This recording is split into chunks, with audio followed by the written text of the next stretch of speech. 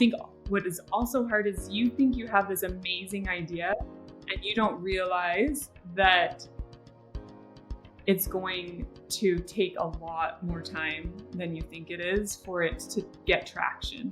I remember my husband was like, everyone's going to want this, everyone's going to buy it, and it's going to be done. I was like, this is a long game. This is a 5 to 10 year before we feel stability in this company. And so I think it's important for people to know that.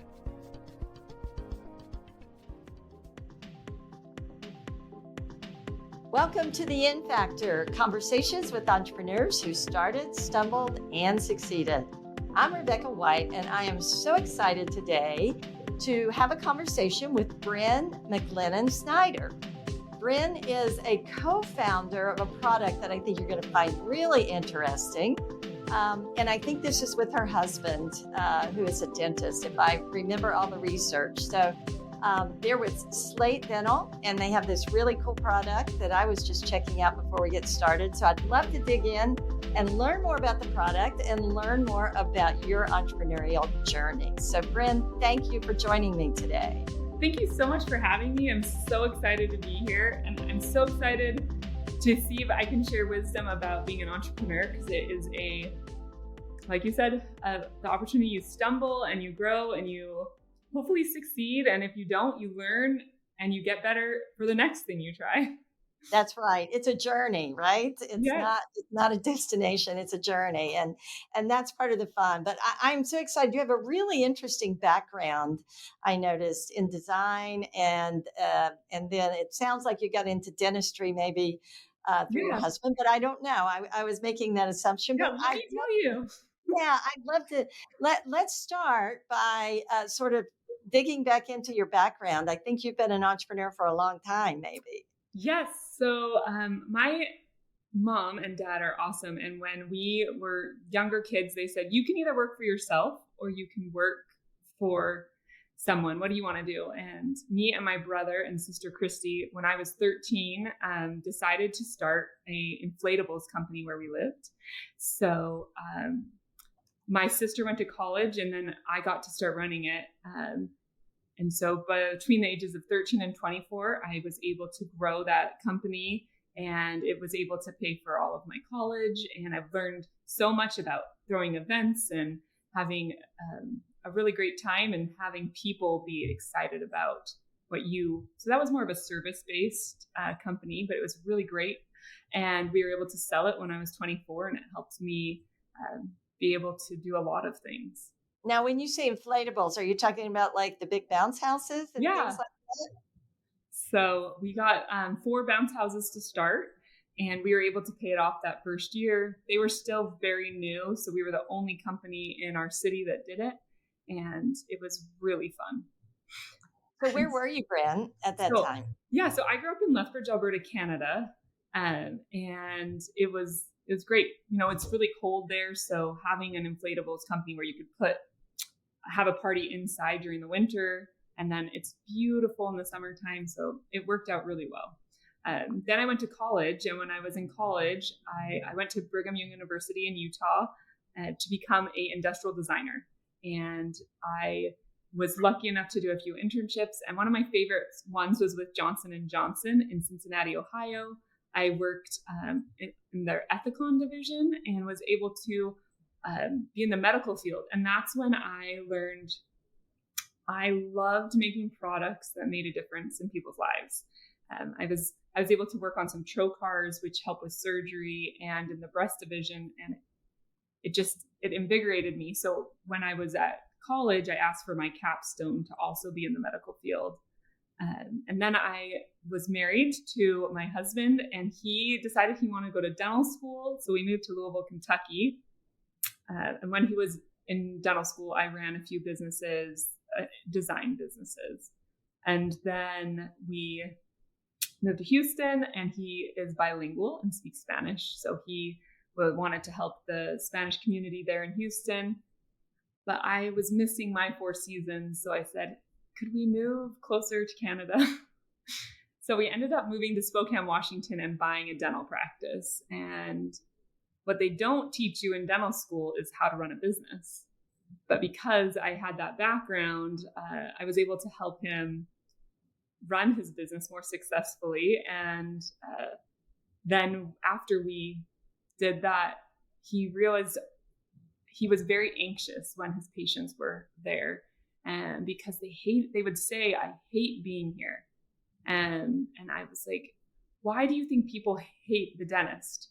Because they didn't hate him. They loved him. They loved coming to see him, but they didn't love. And he was like, if I could just get people to be here for preventative instead of for reactionary care, then I could make a huge difference. Because I loved the dentist, but I had never had a cavity till I was 26. So I attributed that to only having positive experiences there. And so he was like, what if I made a way for people to actually floss? Because most of the problems that occur, like cavities and gum disease, could be eliminated if people flossed. So that's when we decided to invent the Slate Electric Flosser. So we invented this and we started in 2019. And then we had a product available for purchase in November of 2022. Wow. So, there's a lot in between there. So a lot of things to look at your background. I just wanted to comment on the Johnson & Johnson. I lived in Cincinnati for quite a few years, and there's great design community there. And, Procter & Gamble's there, a lot of headquarters. So, and also Louisville. I know that area pretty well. My daughter went to the University of Louisville. Oh, nice. That's awesome. You know what? I didn't know how much I would love Louisville. It is an amazing city. It has so many things to offer. I loved it. Yeah, it was fun, and a lot of people don't realize it, but a pretty cool foodie city too. Some great food there. So, but this product that you've developed, and it's clear from your background, you're an entrepreneur, and you've started that at a young age, and you learned a lot, I'm sure, with the inflatables business that you had before. But this was developing your own product. I'm sure your design background came in handy in all of that. But could you talk a little bit about what that journey was like from, hey, I have an idea, I want it to make a product that's going to improve dental health so that people don't dread coming to the dentist. And I think that's, what a great way to approach it. Did that come about partly because of your design background and your knowledge of how to design products, or was it, and what was that journey like? Well, yeah. So my husband loved, like when I was working on my industrial design projects, he always found it so interesting. And so my husband's a natural inventor as well. And so I think the reason our product is so successful is actually because a dentist designed it. Because there's things that I would never have designed if he didn't say like I didn't know what the embrasure area was. And he was like, no, you have to clean where your gums and teeth meet and stimulate the gums to make a huge difference. So that's where the sonic vibrations came in. So I think my background was definitely beneficial. I was able to see like supply chain and learn what it was like. But I've learned so much in the last 2 years, even way more than I was able to learn in school. And what I've learned is no one knows what they're doing. You just need to have the desire to learn and then to figure out how to do it. So. Yeah, well, and I've done a lot of research on what an entrepreneurial mindset includes, and I created a very simple model. It's called See, Do, Repeat, and basically see opportunities, take action, and continue executing past failure. So I think that might be what you're talking about. There's probably a lot of failures along the way to the design of a successful product. Yeah, I remember I went to the factory in Manila. We made our product in the Philippines.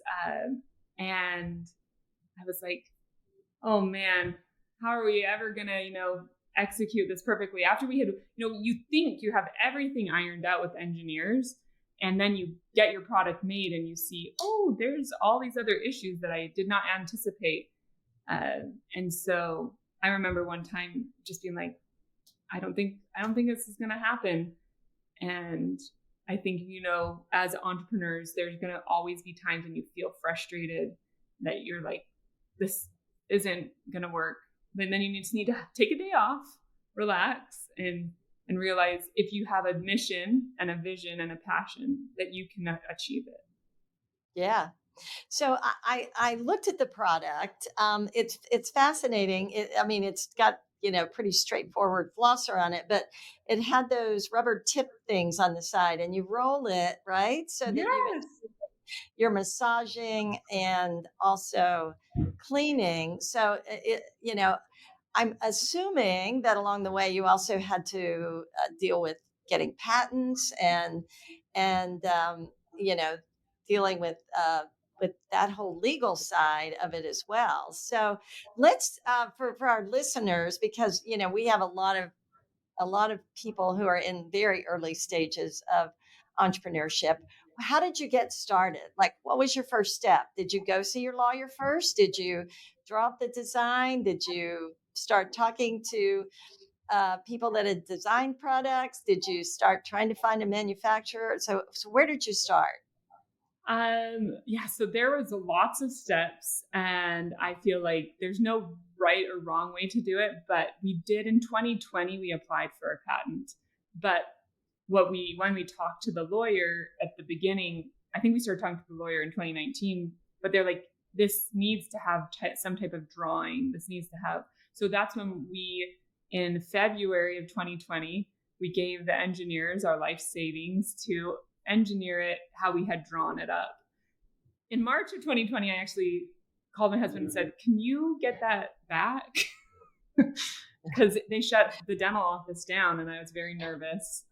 But we were able to weather that storm. And then we applied for a patent as we worked through this process. So we started with engineering drawings, then applied for a patent. And then with the engineers' help, looked at different sourcing options. At the time, because this is a completely new product that didn't exist anywhere else, we were nervous about being ripped off by China if we went to China.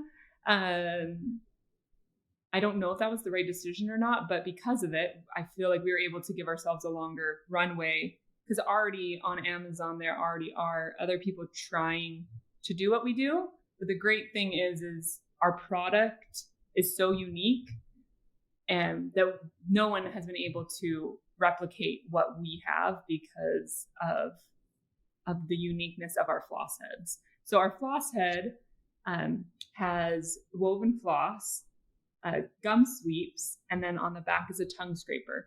So when my husband was designing it, he said, I have a very hard time getting my patients to be able to pick up one tool other than their toothbrush, but we know they need to pick up many tools. So what if I made all the other tools that you needed in one? And so that's why this has three things, so that it can stimulate the gums, it can go between the teeth, and then that you disrupt the rest of the bacteria with the tongue scraper. Yeah. So you bring up, I think, a lot of points. Entrepreneurs are constantly trying to mitigate risk, and yet they're putting everything out there on the line. And that story, you bring up a really interesting point as you think about where you were, because in March of 2020 is when we all stopped going anywhere, right? Except maybe to the emergency to the doctor, right? Yeah. So I guess your dental practice really was challenged there for a while. But they actually, in our state, they completely shut dentists down for 2 months. They decided, wow, we could only help our patients if it was a major emergency. And I think we saw a handful. So yeah. But you had already not too much in advance of that, you had already invested, I think you said, your life savings really to move forward. And I know we talked about this before, you've got a family, you've got 5 children, and that's a big risk. And at the time, my youngest child was 1. And so I was like, how are we going to do this? Like, you can't pay your employees, you can't pay yourself. Is your company going to fail? And then we were like, well, we either believe in this or we don't. And so we started doing it. Yeah. So you kept moving forward. Sign of an entrepreneurial mindset, because you put it all out there, but you are always working to mitigate risk, and a part of that is designing that or getting that design patent, right? And so talk to us a little bit about that. It sounds like you have maybe the process of combining those elements together is partly what you have patented. Yeah, so we actually have a utility patent on our product. And so the thing that makes our product special is our floss heads. So these heads come off. There are things that make our product special here, but there's a lot of different sonic vibration tools, like a toothbrush and different things. And so our floss heads are meant to be reused for 1 week because of we see a lot of floss pick waste, and we wanted to help get rid of that. And so That's great. 52 floss heads equals 736 floss picks. And because of that, you can remove it and put it on, and you keep it on for an entire week. But what we saw was what really matters and how does it connect. So the other thing that's really important for us in our patent is how the floss head connects with the flosser, because the only thing that's similar to this is an electric toothbrush, but those connect completely differently. Right. So one of the things that surprise a lot of entrepreneurs is that the responsibility is on them to protect their patent, and to go after someone and you who might be infringing on it. So have you, can you talk a little bit about anything you've learned about that? I can imagine that the space you're in, there's some big players, but there's also a lot of folks in some international countries, and you mentioned China, that are doing knockoffs of things that we have protected here in the U.S. So how is that going? What are you doing? And what should an entrepreneur know about protecting their patent? What have you learned? So patents take a long time. So I recommend to people that they move forward with their project and get it as much as developed. You can't fight someone who's infringing on you if you don't have money. And so I always say the best way to make sure your patent is enforceable is to grow, be influential in the market, so that you then are able to either be like, I name recognizable, and then people are like, oh wait, the cool thing is there was another product that was similar to ours, and on Reddit, people were just saying like, oh no, the Slate Flosser was first, and they did this, and so it's like people know that we exist, and they love our product, so they also help fight it and support it. Help police it. Yeah. So you bring up a really interesting point, I think, as it relates to what you're doing. So if I understand you correctly, one of your most important offenses is marketing, right? And so what is your marketing strategy, and what have you learned from that? Yeah, so we are mostly a D2C and Amazon based company. And so your strategy is going to matter what channels you're in. We're not in retail yet. We would like to be there. But what we learned is if people don't know about your product, they're not going to go to a store and buy it. So we wanted to be big enough on those other channels that it would warrant being in retail. So I think what is also hard is you think you have this amazing idea and you don't realize that it's going to take a lot more time than you think it is for it to get traction. I remember my husband was like, everyone's going to want this, everyone's going to buy it, and it's going to be done. I was like, this is a long game. This is a 5 to 10 year before we feel stability in this company. And so I think it's important for people to know that. Yeah, to go into it with a realistic perspective. I have a friend, very successful entrepreneur, who always says, whatever you think it's going to cost twice as much. However long you think it is going to take, it's going to take twice as long. And whatever you think it is at the beginning, it's probably going to be something different. That is a very wise person. So how did this product differ from what you thought it was going to be in the beginning? We already established that it takes a while and it costs a lot. Yes. And maybe we want to talk about cost too. We did raise some money in order to make that work. But I think what was different is we had this design that the engineers made and we thought it was going to be perfect. But it took about 9 months at the factory to perfect it. And I think that was one of the hardest things for us is we were rare and ready to go, but we weren't. And so being flexible on time, but that means you need a longer runway of money. Luckily, my husband was a dentist, so he was making income. I didn't make any income.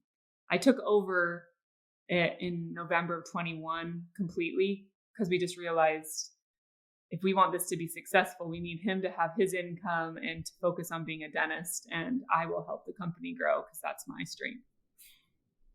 Yeah. But you also were talking about marketing. Did I miss a question in there?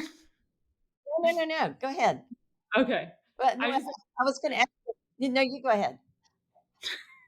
You can go. I'm like, now I can't remember the question. I have ADD. I was going to ask you about cost because you mentioned cost and you raised money. So that is a fundamental question that a lot of entrepreneurs think about and ask about.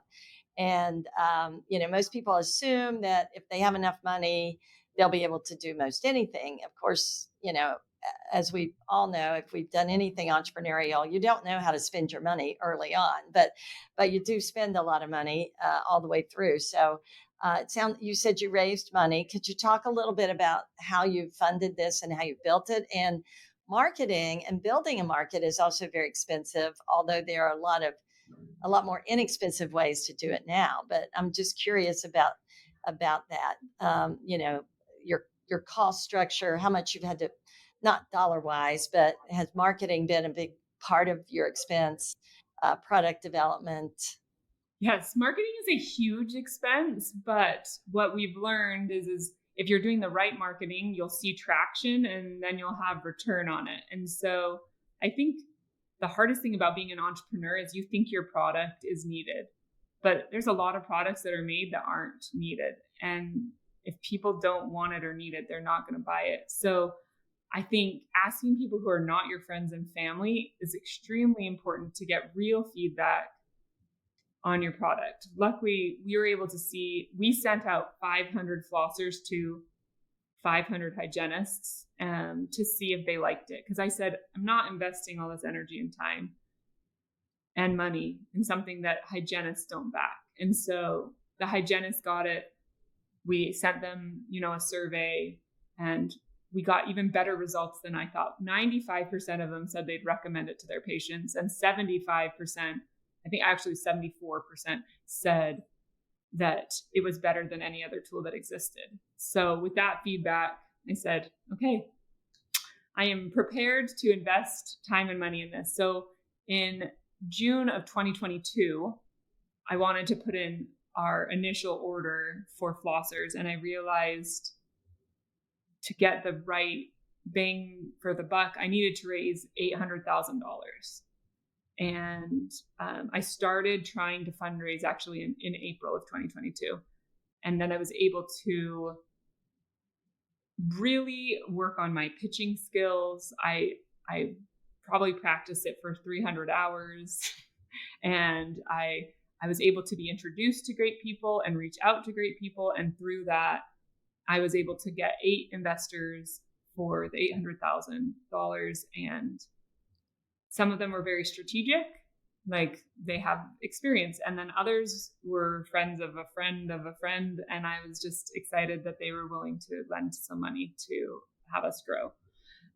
So I think if you're looking to raise money, you need to make sure you have a viable product. And then you need to be very practiced in your pitch, and it needs to look eloquent, and you need to sound eloquent, and it needs to have great design. So we were lucky we could raise it that quickly. We did it in 2 months, and I know people who try to raise money for years, and so we were lucky. Yeah, that's pretty remarkable. And I think there's a couple of things that I'd like to dig into there. One is your pitch and what you learned about pitching, because that's something that we teach all the time in our program. And I find, that I'm always pitching. I mean, it's just part of what we're always doing. And then also, so about your pitch, and then maybe about your network and how you built out a network to raise your money. Yes. So the first question again is pitching. Okay. I'm sorry. I sometimes ask you. I get excited and I ask multiple questions. I get so excited, and then I'm like, wait, which one was first? So let's talk about pitching. Yeah. So luckily, I grew up.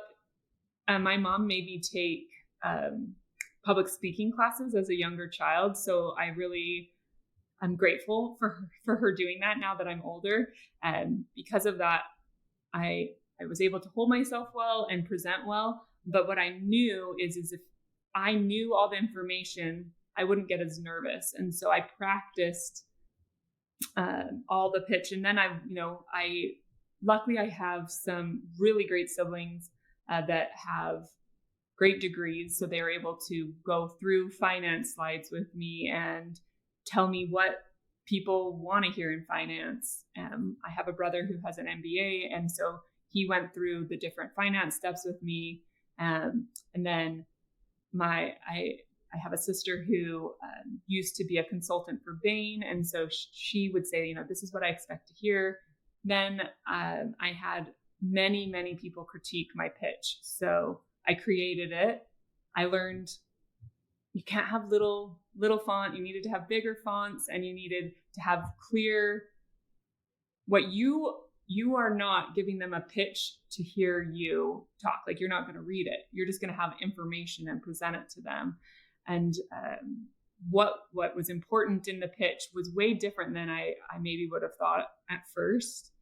But having a forecast, having expectations, and then saying where I was at in the business and who was going to be there to support me. Having a team to investors was really important. And I learned, okay, I need to make sure that I have the support system to succeed. And I was able to have a great support system. Yeah, that's great to get that advice and that input. I remember Guy Kawasaki, who was with Apple many years ago. I remember him saying that your investor pitch, he used the 10-20-30 rule, no more than 10 slides, no more than 20 minutes, and the font has to be at least 30 point, because most everybody in the room is at least twice that old, 60. So. I listened to his thing, and I'm like, I studied Y Combinator. I did that.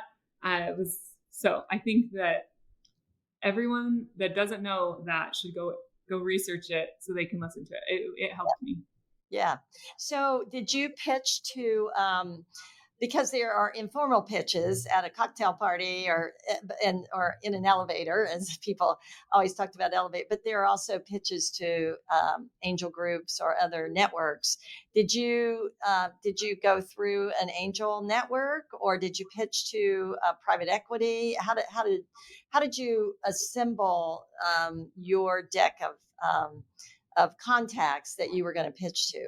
Yeah, so I'm from Spokane, Washington now, and there is an angel group here. And so I submitted to speak with them, but I had missed the cutoff. So I had to wait until July to pitch to them. But because I asked, the person over the angel group was like, I told him, like, I'm trying to raise before July. He was like, okay, why don't you just pitch to me separately?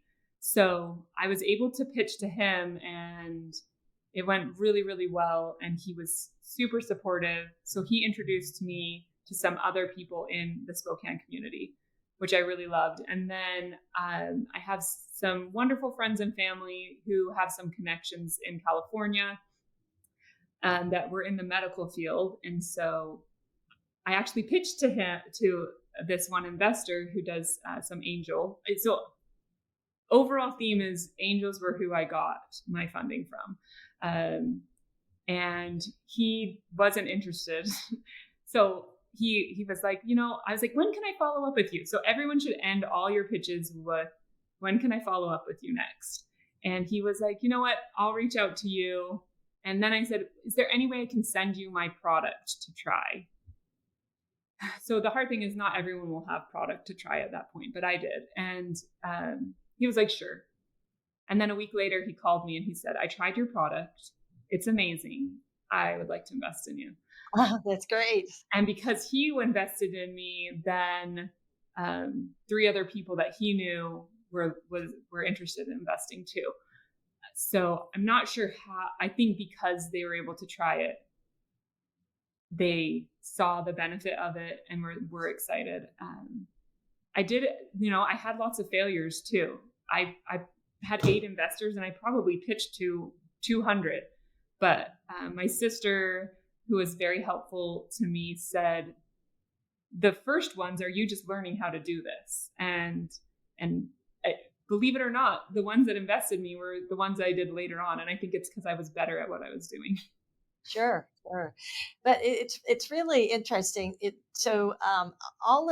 you say all of them were experienced investors? I know you said some of them had more industry knowledge, I'll put it that way, but they were all people who invested. You weren't the only investment they made. Right. So the group I was looking at for needed to be accredited investors. I was asking for a minimum of $50,000, and I had at that point become a Delaware C Corp, and so I was looking only for accredited investors at that time. Yeah, which is smart, I think, because managing your investors is a whole other topic, right? The communication and managing their expectations. And so could you talk a little bit about that? Because I've seen entrepreneurs get into very difficult situations when they take money from someone who doesn't understand investing in startups, and yes, the expectations are not managed. Go ahead. I would be very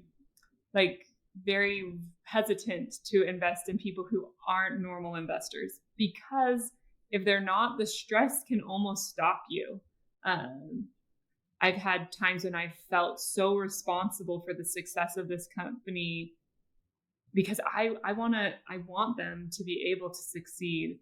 But with the ones who invest more often, they're a lot kinder. They're a lot more understanding.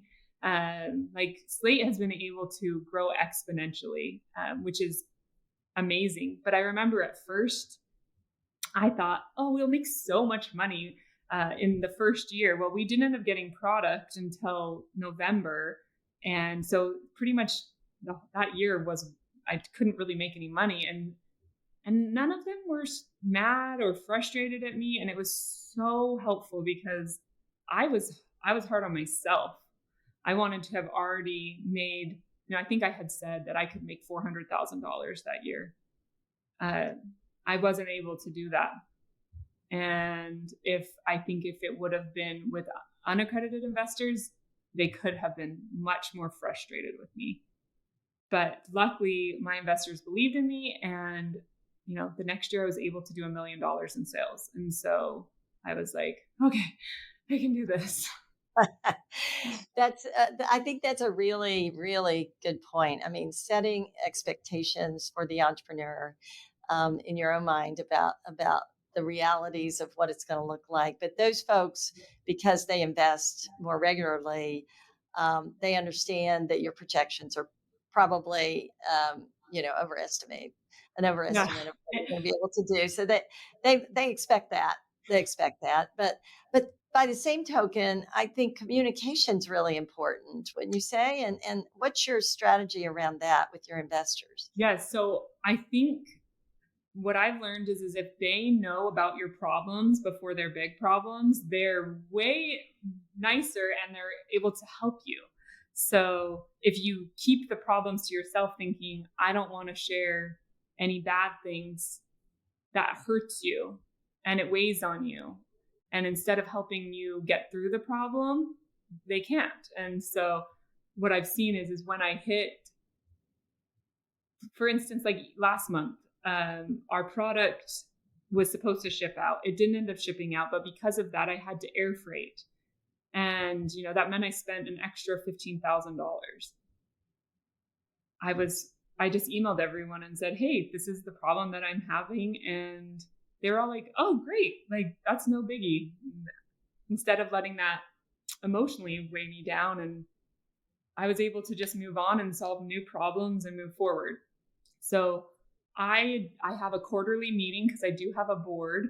And I then send out a quarterly report to those 8 investors. And then I send an annual report out. And I try to communicate the negatives and positives when it's needed. I've also learned that I was communicating too much with my investors at first, which is probably more rare for some people. But I was giving them lots of information, and they were like, because they're accredited, they were like, Brynn, we love this information you're giving us, but we don't need all of it. So they taught you, basically. Yeah. They've been mentors to me. They've been helping me grow, and I really appreciate that. We call that smart money, right? Money that's going to help you. Yeah. And either because they understand the industry or they understand startups or they, So with your board, let's talk about that, because that's something too that I think a lot of entrepreneurs would like to have a board. In your case, it probably was possibly a part of the condition of raising money. But a board can be really helpful. It brings discipline, accountability, a lot of things, but it can also be time consuming. So what have you learned about a board and having a board, and how big is your board? So my board is only 3. They wanted it to be 5. And I said, no, because if I need to do a series A, I want my board to not be huge. And I was able to get that wisdom from another startup. They were like, don't make your board so big, because then you have to have more people approve. It does take time. And like, I have to prep. You wouldn't think like every quarter seems like a lot, but that means I'm dedicating a lot of time every 3 months to getting a board deck ready and being ready for those meetings. I love the accountability that it has for me, but it is a lot of work. But it's a lot of benefit at this point for me right now. Yeah, for sure. But and there you have a lot on your mind and a lot to do. I had another question about marketing. I hate to skip because I don't want to get away from that, but I do want to come back to the board and accountability here in a few minutes. With your marketing, I think you said that you are selling directly to consumers and on Amazon, I think you said.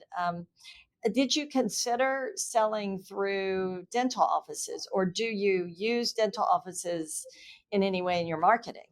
Yes. So we have a dental professional network, and we do sell through them. What we've learned, though, is if you go to the dentist, you go every 6 months or maybe once a year, that's going to take a long time for someone to get up to buy a product, because you need to see a product or hear about it multiple times.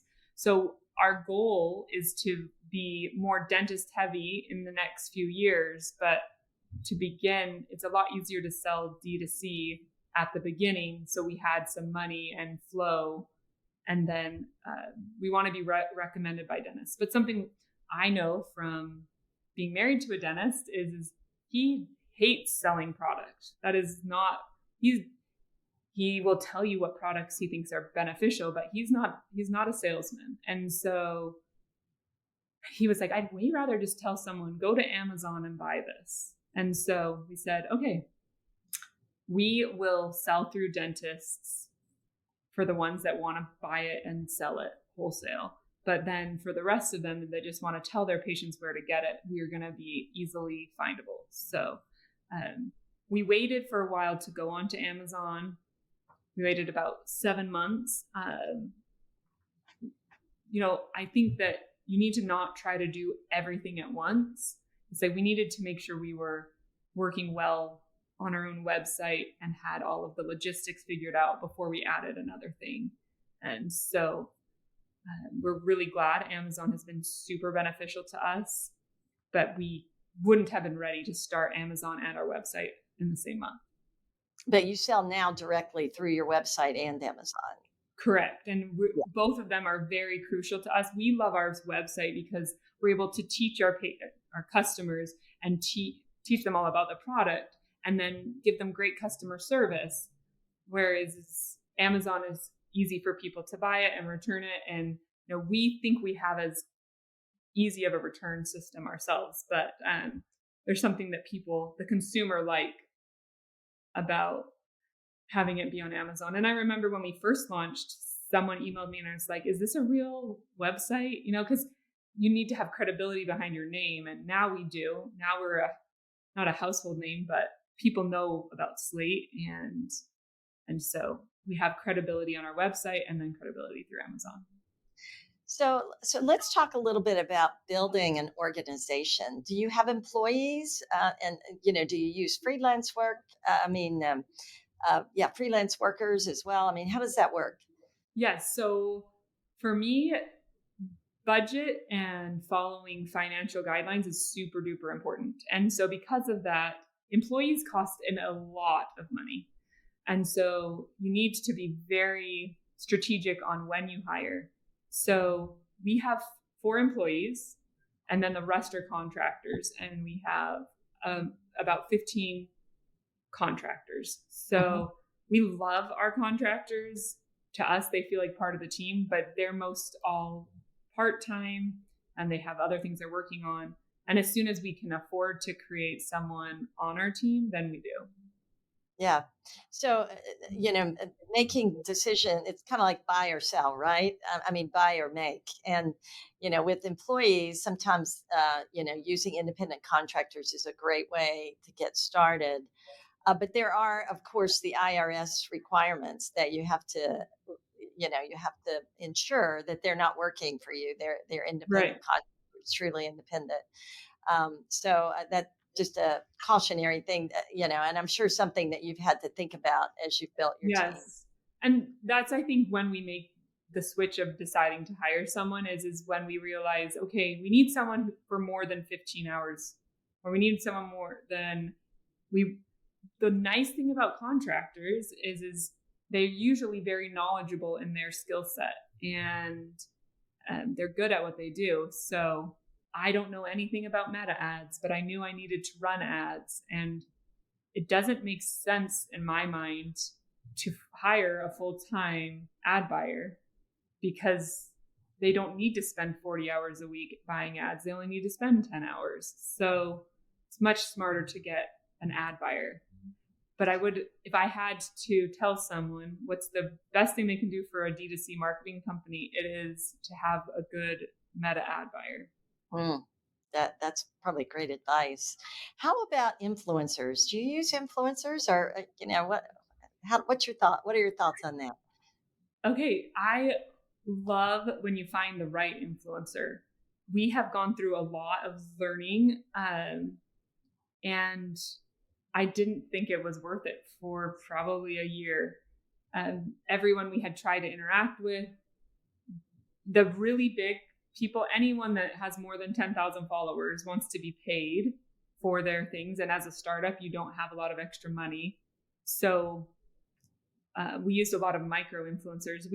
We send out a lot of free flossers so that people can see if they like it. Because I don't want anyone talking about our product that doesn't love it. So I was really lucky. I found someone who I thought would maybe like my product. His name was Ask the Dentist on Instagram. I reached out to him. I said, can I just send you my flosser? And shockingly, he answered me. Oh, like most influencers don't. So I sent him my flosser and it was so refreshing because he didn't ask me to get paid. He just shared my product. He just said, I love it. And then because of that, I was able to build a relationship with him, and he promotes my product and he gets an affiliate code, and it works so well. When he posted about our product, we had exponential growth because his followers cared about dentistry and being healthy.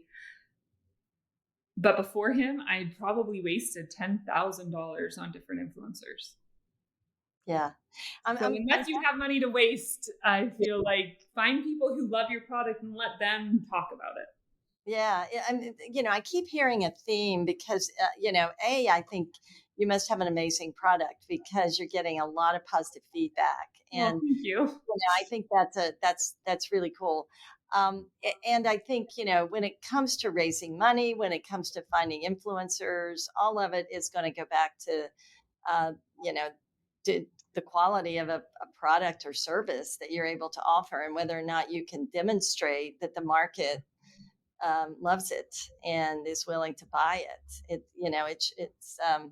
It's really challenging a lot of times, though, because sometimes you need that money to build your first product. So, when your product's being manufactured now, have you switched manufacturers? Have you lessons about manufacturing that you'd like to share? Oh, so much. It takes way longer than you will ever think it will.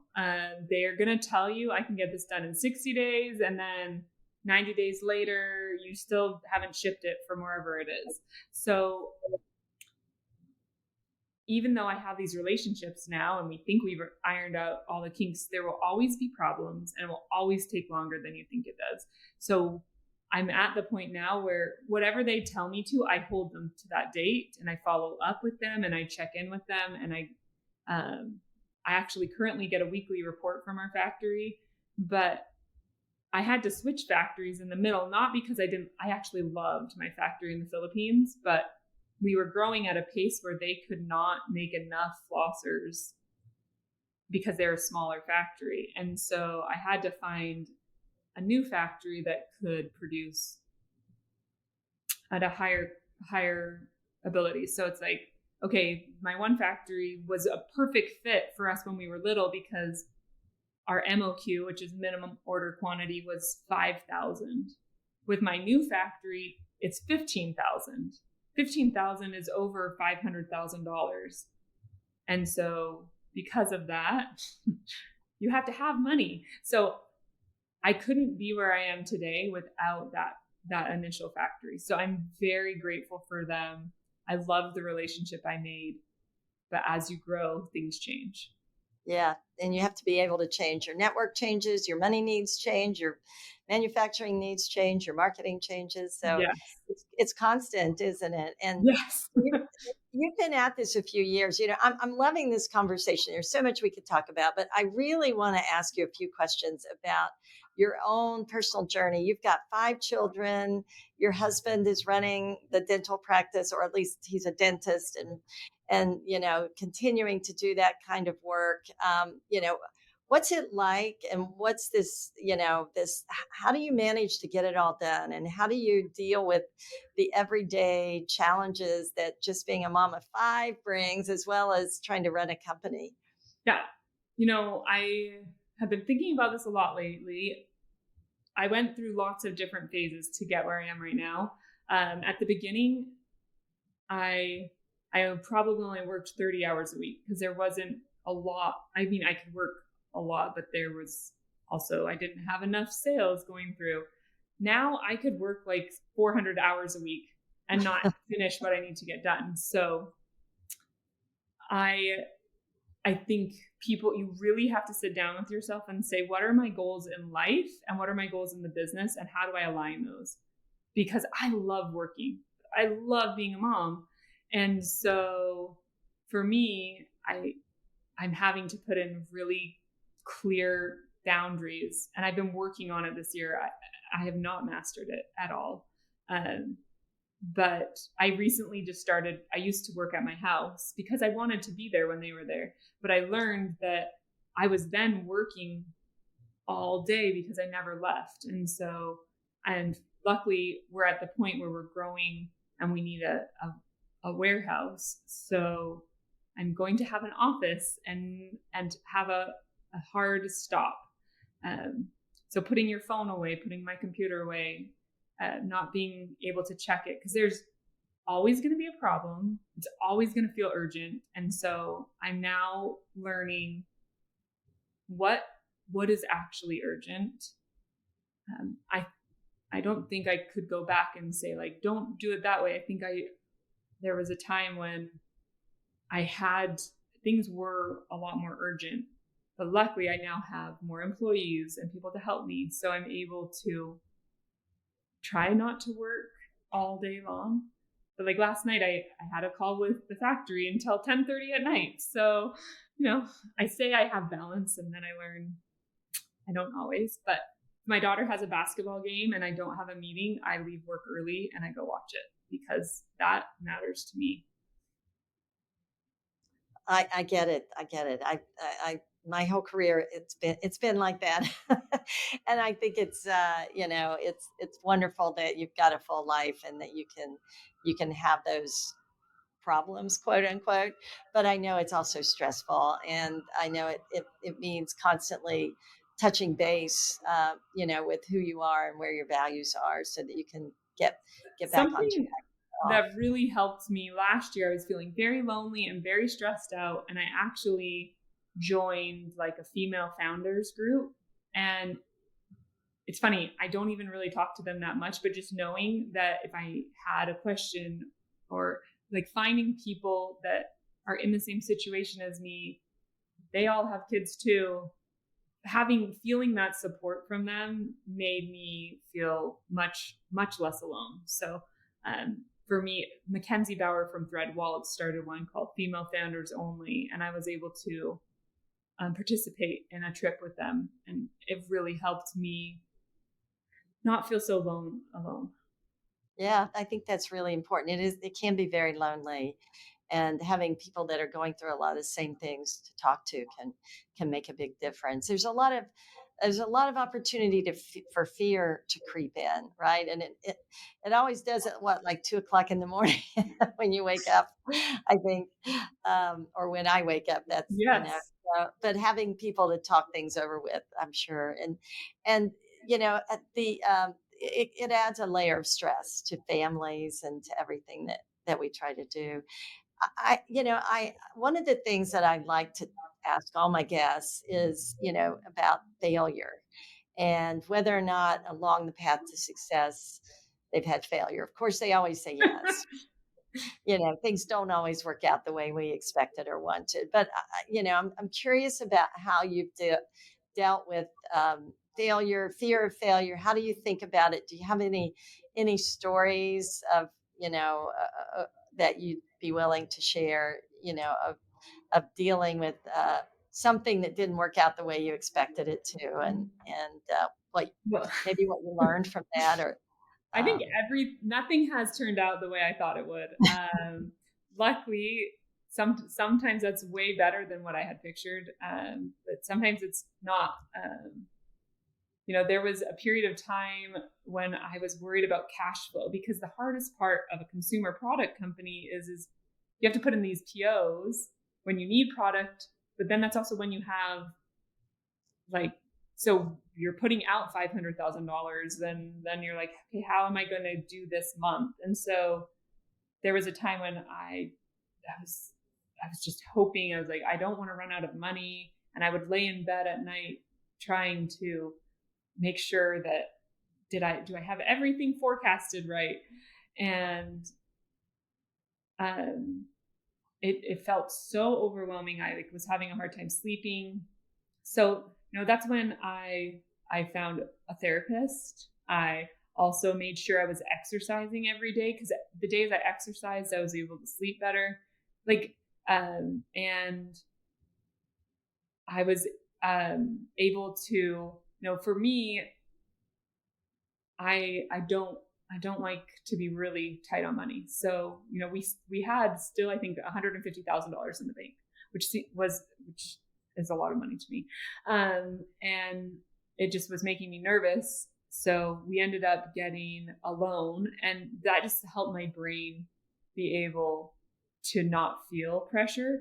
We never got close to running out of money, but I felt the weight of that. And so I think you need to figure out what are things you can do when you're feeling like things are falling apart or a failure. So for me, that was doing exercise and a little bit of therapy and being able to tell my investors things feel really tight right now, and then they could help support.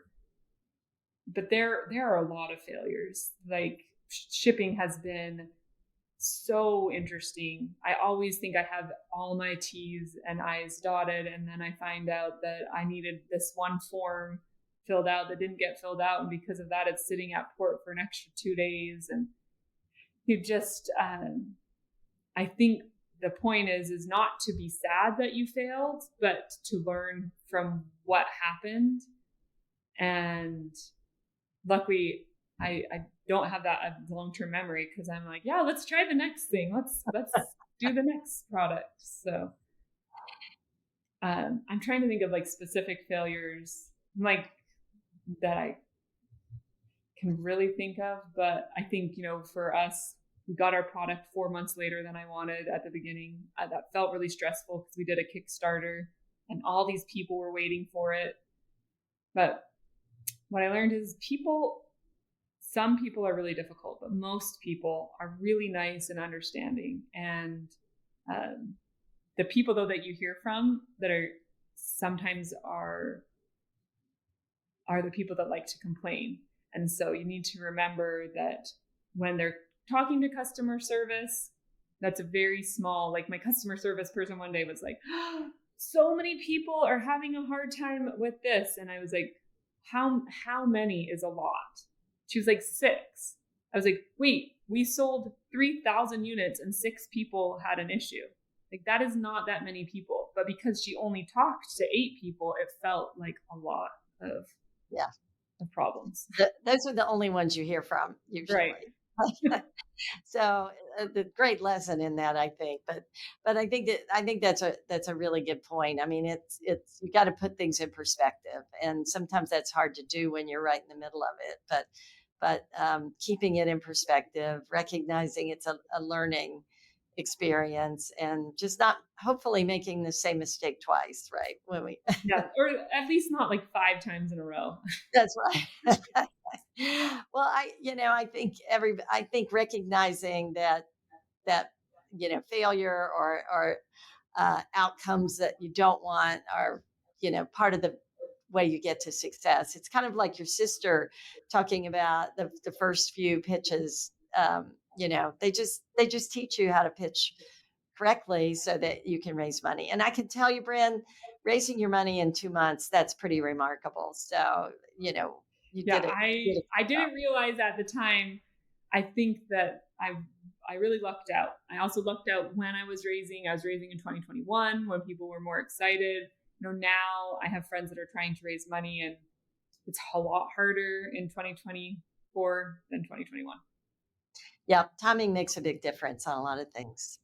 Well, I could talk more. I love this. I mean, I've really enjoyed our conversation, but I know you've got a business to run. But I did want to ask you before we go, what's your one piece of advice that you wish you'd known or that you would share with the startup? You've given us a lot of great insight, but if you had one piece of advice, what would it be? If you're starting a product and you invented it, make sure you ask people who are not your friends and your family if it is a good product. If you don't have a product that people need or want, you're not going to be able to sell it. So luckily, our product is something that a lot of people need and a lot of people want. So we've really lucked out in helping people floss. I think that's really great advice. It's easy to fall in love with your product and be blinded to the realities. So that's really, really great advice. Well, Brynn, this has been delightful. Where can our listeners find out more about your product Boy, I'm drawing a blank on the name right now. The Slate Electric Flosser. They can find it Slate at Electric Flosser. Very, very easy name to remember. I should have remembered the Slate Electric Flosser. Flosser. Where can customers find it, and where can they find out more about you and your, maybe even connect with you or anything on social media? Okay, so you can find me on LinkedIn, Brynn MacLennan-Snyder. You can also find our product at slateflosser.com or on Amazon under Slate Electric Flosser. And if you're into Instagram, my Brynn Mac-Snyder is my Instagram handle. And I love helping people and giving them feedback if so sorry. So if you want feedback and I have time, I will give it to you. But I also Brynn MacLennan-Snyder on LinkedIn. Thank you. Appreciate you joining me today. It's been a blast. I loved it. Thank you so much. I really appreciate this opportunity. If you enjoyed this episode and would like to learn more about entrepreneurship, we would love it if you hit that subscribe button. Thank you so much for listening to this episode of InFactor.